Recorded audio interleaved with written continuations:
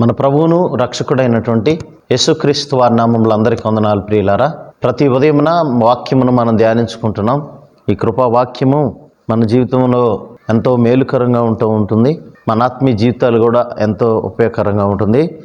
ఈరోజు ప్రత్యేకంగా వాక్యాన్ని ధ్యానించుకున్నాం. ఇప్పటి వరకు కూడా భక్తులు చేసినటువంటి ప్రార్థనలు మనం ధ్యానించుకున్నాం. భక్తి కలిగిన స్త్రీలు, భక్తి కలిగిన పురుషులు చేసిన ప్రార్థనలు మనము వివరించుకున్నాం ప్రియులారా. అదే రీతిగా ఈ రోజు నుంచి ప్రత్యేకంగా బైబిల్లో ఉన్నటువంటి కొంతమంది భక్తి కలిగినటువంటి స్త్రీల గురించిన వివరణ, వారి క్యారెక్టర్స్ ఏంటి, దేవునికి ఏ విధంగా లోబడ్డారు, వారి ద్వారా జరిగిన కార్యం ఏంటి, ఇవన్నీ కూడా మనము వివరించుకుందాం ప్రియులారా. మొట్టమొదటికి మన ఆది తల్లి అయినటువంటి అవ్వను మనము ధ్యానించుకున్నాం. అవ్వ గురించి అందరికీ తెలుసు. దేవుడు మొట్టమొదట సృష్టిని చేసిన తర్వాత, ఆయన చేసిన తర్వాత ఆదికాండంలో 31వ వచనం మనం చూస్తాం ప్రియులారా. అక్కడ మంచి మాటలు రాయబడుతుంటుంది. దేవుడు తాను చేసినది యావత్తు చూసినప్పుడు అది చాలా మంచిదిగా ఉండెను. అస్తమయమును ఉదయమును కలుగా 6వ దినమాయెను. చూడండి, దేవుడు సృష్టిలో ప్రతి దాన్ని కూడా దేవుడు చేశాడు. ఆ క్రమంలో మనిషిని కూడా చేశాడు. ఈ స్త్రీని దేవుడు ఏ విధంగా చేశాడు అంటే 27వ వచనంలో మనం గమనించినట్టు ఆదికాండం 1వ అధ్యాయము, దేవుడు తన స్వరూపమందు నరుని సృజించెను, దేవుని స్వరూపమందు వాని సృజించెను, స్త్రీనిగాను పురుషునిగాను వారిని సృజించెను. చూడండి ప్రియమైన దేవుని బిడ్డలారా, దేవుడు స్త్రీనిగాను పురుషునిగాను సృజించాడు అని అంటుంది. అయితే ఇక్కడ ఆదికాండం 2వ అధ్యాయంలో మనం గమనించినట్లయితే 18వ వచనంలో నరుడు ఒంటరిగా ఉండుట మంచిది కాదని వానికి సాటి అయిన సహాయం చేయాలని దేవుడు ఆలోచించాడు. ఎందుకంటే అంతకుముందు సృష్టిలో ప్రతి జీవరాశిని చేశాడు, వాటితో స్నేహం చేశాడు ఆదాము.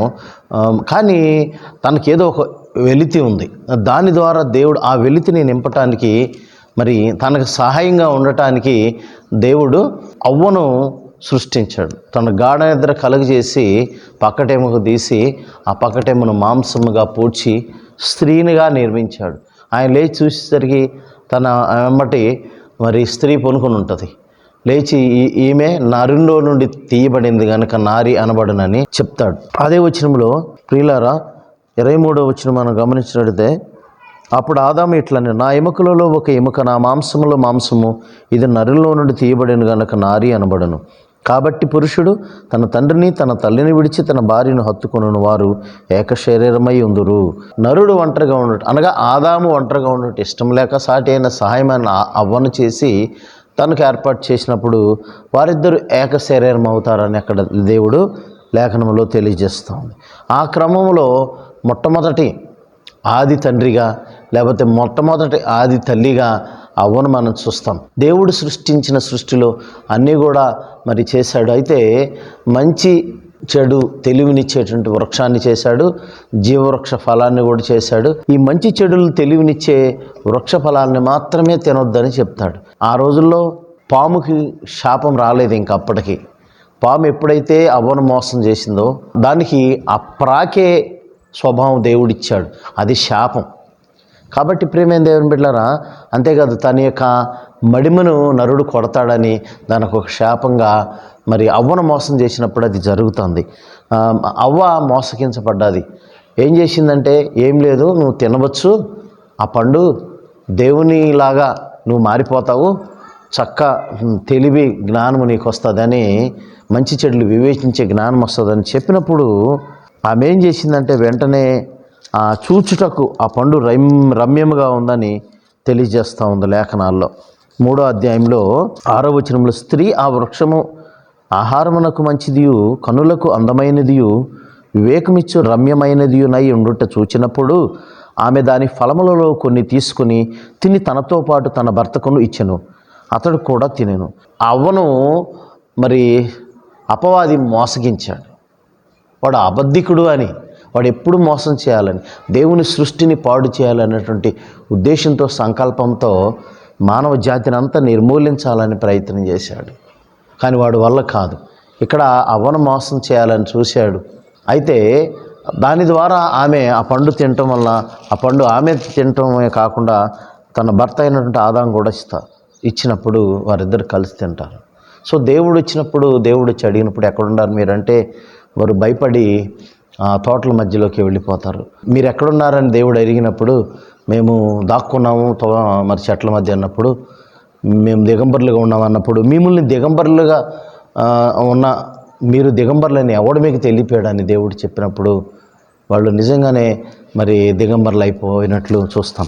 ప్రియులారా, ఆ రీతిగా అవ్వ చేసినటువంటి అతిక్రమణ అంటే డిజొబీడియంట్, ఒక స్త్రీ అవిధేయత వలన కలిగిన పరిస్థితి ఏందంటే మోసపూరితమైనటువంటి పరిస్థితులు కలిగినాయి. లోకంలోనికి శాపం వచ్చింది.